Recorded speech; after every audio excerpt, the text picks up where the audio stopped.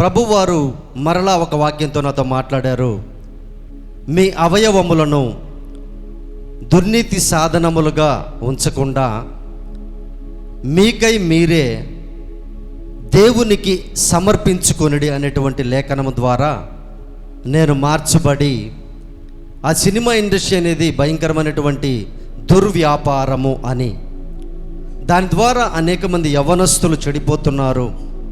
Serials ద్వారా అనేక కుటుంబాలు నాశనమైపోతున్నాయి.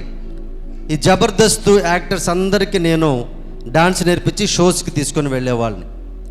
వీటన్నిటి ద్వారా అనేక మంది జీవితాలు నాశనమైపోతున్నాయి అని నా మనసులో నేను బాధపడి, ప్రభు యొక్క వాక్యము ద్వారా గద్దించబడి, చివరిగా నీవుంటే వెచ్చగానైనా ఉండు, లేదా చల్లగానైనా ఉండు. నులివెచ్చనగా నీవు ఉన్నావంటే నా నోట నుండి నిన్ను ఉమ్మి వేస్తాను అనేటువంటి ఒక భయంకరమైనటువంటి, అది ఎన్కౌంటర్ వర్డ్. అది ప్రియ దేవుని బిడ్డలారా, నా హృదయాన్ని సంధించింది.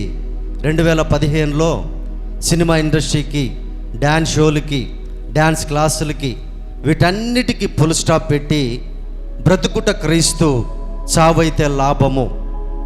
ఇది మొదలుకొని ప్రభువా, నేను బ్రతికున్నంత వరకు నశించిపోయేటువంటి ఆత్మల్లో కొన్ని ఆత్మలనైనా నీ వైపు త్రిప్పేటువంటి ధన్యత నాకు దయచేయని, వాటన్నిటిని విడిచిపెట్టుకునే శక్తిని యేసుక్రీస్తు ద్వారా నేను పొందుకొని, లక్షల ఆదాయాన్ని, సెలబ్రిటీ హోదాని అన్నిటినీ విడిచిపెట్టుకొని ఆయన ప్రజలతో ఐగుప్తు ధనము అనుభవించుట కంటే దేవుని బిడ్డలతో, క్రీస్తు బిడ్డలతో శ్రమ అనుభవించుట మేలు అనేటువంటి ఆ లేఖన ఆధారముగా వాటన్నిటిని విడిచిపెట్టుకునే కృపని, ఆత్మని నా యేసయ్య ద్వారా నేను పొందుకున్నాను. ప్రియ దేవుని బిడ్డలారా, నా కుటుంబము, నా తల్లిదండ్రులు, నా సోదరులు, నా ఫ్యామిలీ, బిడ్డలని అందరినీ ఆయన బిడ్డలుగా ప్రభువైన యేసుక్రీస్తు వారు మార్చుకున్నారు.